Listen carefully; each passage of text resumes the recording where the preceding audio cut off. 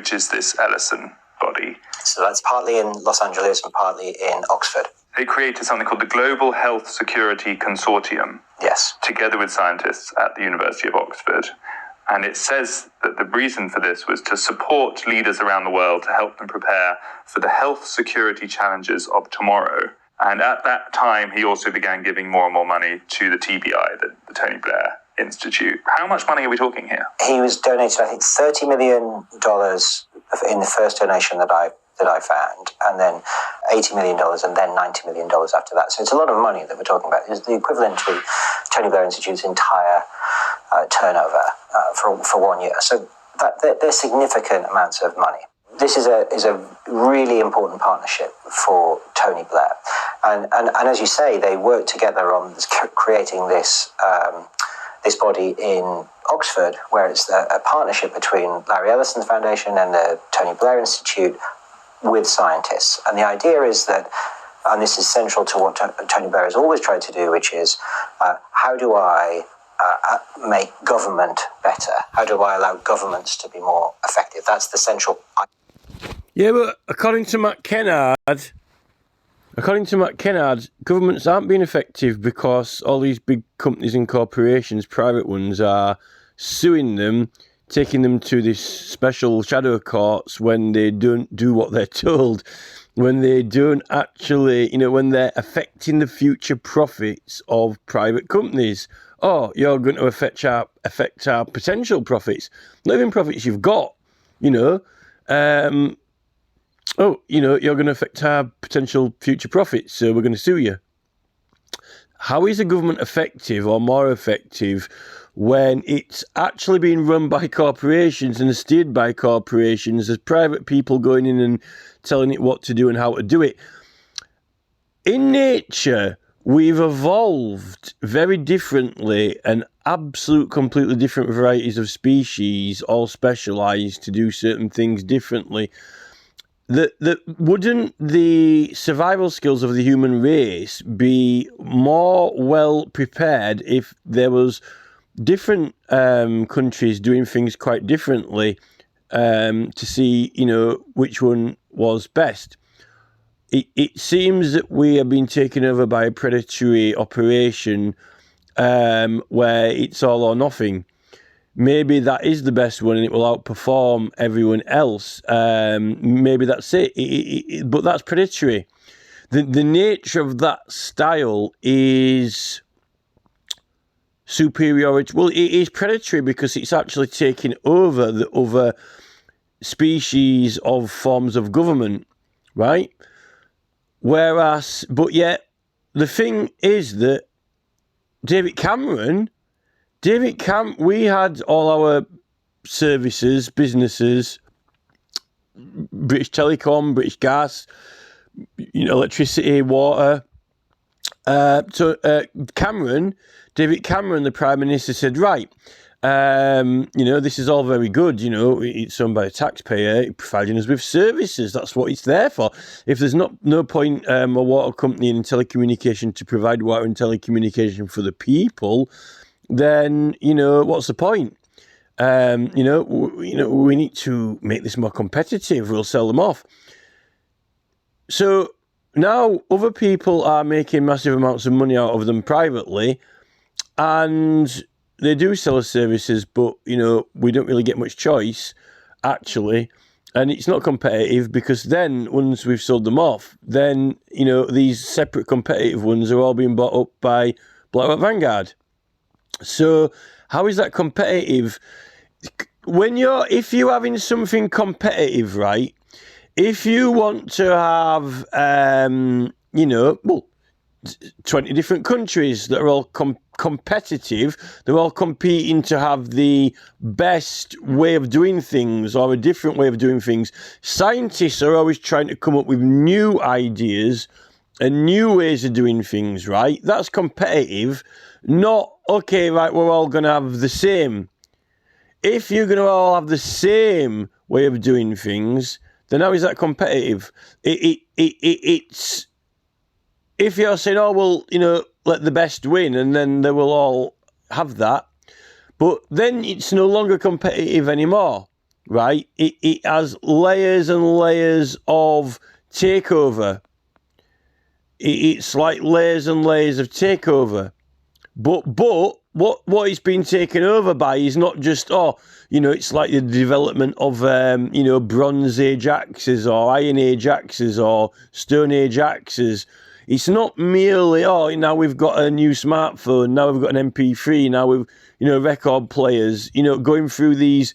Well, now everyone's going to move from, cassette tapes to CD. Now everyone's moving from CD to MP3. Now the thing is, what we're actually moving from is separate countries that are meant to be competitive, saying, now we're all under, sell them off to be competitive. No, we're selling them off so these other individuals are in control of them, right? But then we're not selling it off to separate individuals who can be competitive. Actually, they're being bought up by the same. And every single chocolate bar company and the rest of them, right? How is that competitive? Can you explain to me if it's owned by, it comes down to two groups, Blair and Vanguard, which effectively are the same group. Can you tell me who's competing for ownership or shares when they... Right, let's use the shares then. How is it competitive for shares when the shares are all owned by one entity now? And they're just allowing the other shares to be held by a small amount of people? Because what's happening now is that, voting doesn't seem to be doing much in politics. But then again, some people are benefiting out of it. Rich people, this small percentage, right? Now, if that small percentage was feeling like it was under threat itself, it wouldn't be going with the plan. This is why I think they're having to sacrifice Charles and he's wearing black and, having one thing. Those people who had the shares, you see, if BlackRock Vanguard had all the shares and no one had any shares, then people would be like going, just a minute, this is a bit strange. So by allowing some people to have some shares and now starting to let them vote, all the shareholders can have a vote. This is okay, we're in the top percentage, the shareholders within the group of the group, within the circle of the circle, we can vote. You see, if they'd taken up all the shares, every single share, then even they would be saying, isn't there something fishy going on here? But, let's have the power. Then Starmer's new generation, Starmer's new powerhouse generation, the shareholders, the investors will make something out of it. It's going to be good for us, particularly if they dissolve the leader and not have a leader. We can vote on everything. Well, just a minute, aren't we meant to vote anything anyway in the ballot box? Oh, no, don't worry about those. They have to have digital ID now, and they have to, it doesn't make no difference. It's almost like the competitiveness between the Tory and Labour Party when there's not really much difference in what their plan is. There is no competition. The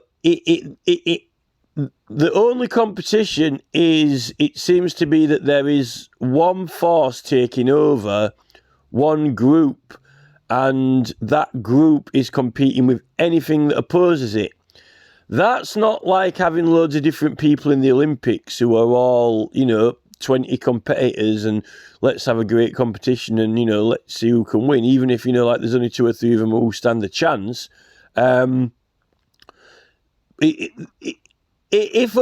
If in the Olympics, if there were 3 competitors and no one else could stand a chance whatsoever, it wouldn't really be much of a competition. It would be a show contest. It would be a pretend one. So why would you have an Olympics with multiple competitors who were all, willing to have a try at, winning a medal or breaking a world record? It would be more of a show performance, like American WWF wrestling, when it's completely staged and we know who is going to win. So why pretend and say, oh, we'll put a competition on, we'll put a firework display on, we'll put a show on, we'll have, 20 competitors from all countries, and we'll let them, fight it out, a fair contest, when it's not at all. We're being actually taken over, and there's nothing worse in supposed British sportsmanship than an unfair fight. Now, once you grow to such a colossal size where there is no contest, if you had an Olympics when, this is the thing with Putin, Russia got thrown out of the Olympics for cheating, because they were cheating and they were, using steroids or whatever. They got thrown out. They weren't allowed to compete, Russia. Now, if in world domination, or if in running governments, let's have a competitive environment where lots of different countries and different governments are competing for different ideas, not just new ideas, but different ideas. You see, this is the thing, when you use the word, all these bright young people coming up with these new ideas. Well, this is the thing. Use the word different ideas and new ideas very cautiously, because lots of people have different ideas, but we don't seem to be being allowed to have those different ideas. That's the problem. There seems to be only, wind farms, solar power, we don't have much option. It seems to me that there aren't really different ideas, because that's the whole point. A different idea might be to not have a one world order or a one global state. A different idea maybe not focus on weapons or warfare or space travel, focus on humanity, on love and caring. A different idea might be to not have money, but also not have digital ID or passports or anything required otherwise anyway, because, you identify yourself by you being you.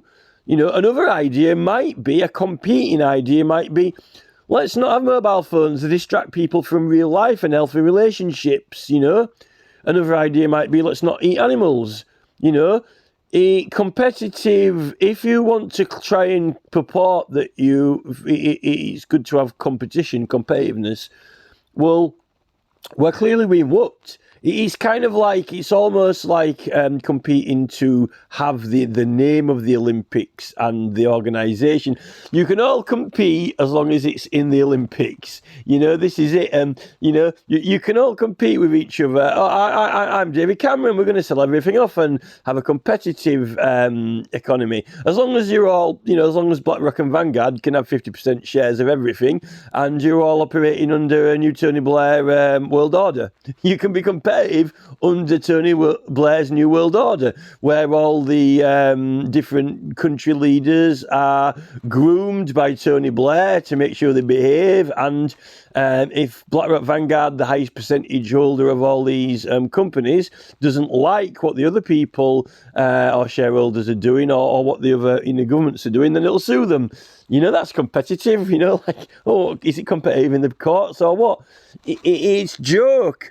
Do you know what it is? It's a complete and total excuse for a small number of highly organised people with far too much money and far too much experience in bossing people, who have got everyone distracted with very unhealthy pursuits, which they actually are manufacturing and making themselves, self-harming, through distractions of, chocolate, Mr. Beast bars, prime drinks, God knows what, and the sport, distracted with the sport, while they take over the place and then dictate, oh, no, you can't have that idea, Well, I thought it was competitive ideas. Well, yeah, we're going to choose what ideas can be competitive, not you, right? Here's 100 different people with a lot of competing ideas. We're running the show now. In fact, you 50, who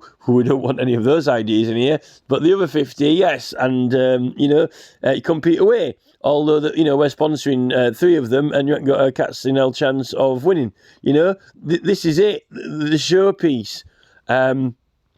It's just a model of world domination by using treachery, schemes, large amounts of money, grooming people, and then finding all the people with the bright ideas and so forth who might actually be able to compete with those fairly and openly when actually it's been manipulated and completely in control to make sure that these ideas that are coming out of these bright, diverse people are, make sure they're in line with the organisation, the owners, the major shareholders.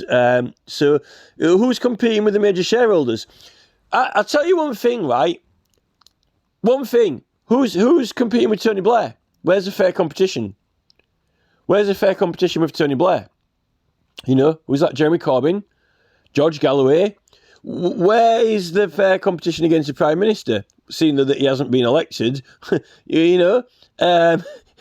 Where's the fair competition, against the Tory and Labour Party? It's like tandem, isn't it? Is there any real competition? It's a 3-party system we've got. Where are the competing parties that aren't getting absolutely and completely whooped? Where, the leaders happen to have been, thrown out, Where's the fair competition between Jeremy Corbyn and Keir Starmer? Although, there is no competition in Labour now. If you if you're not in line, you're kicked out. It is complete and total,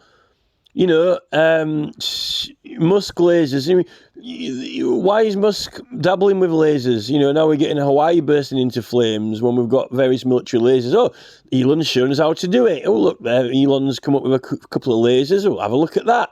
That's not bad. I've got a few bright people who could probably improve on that one. Wink, wink, nudge, nudge, nudge, general. Yes, we'll get one of our men to work on it. Oh, look, it's Q in his lab. Now, yes, I've got a better device. Oh, have you, Philip? Yeah, the late Philip Windsor. Oh, I've got a better device. Oh, have you really? Would you like to care to disclose what it is and where it's coming from? No, it's innocent. It's just for shooting asteroids when we go out into space and shooting hostile aliens. That's why we need it. But why is Hawaii burst into flames then, sir? This is it. I mean, I must commend this interview. It's battling on the knife edge of 50-50. This guy is definitely not... He's not over critiquing Blair on the moral side, but then again, maybe he is leaning to the side of, but he just,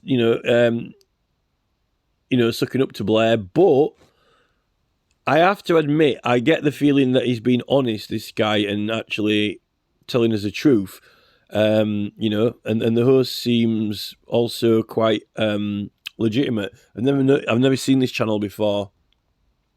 That's what I've got to say about it. And I haven't listened to all of it yet, but that's my feeling.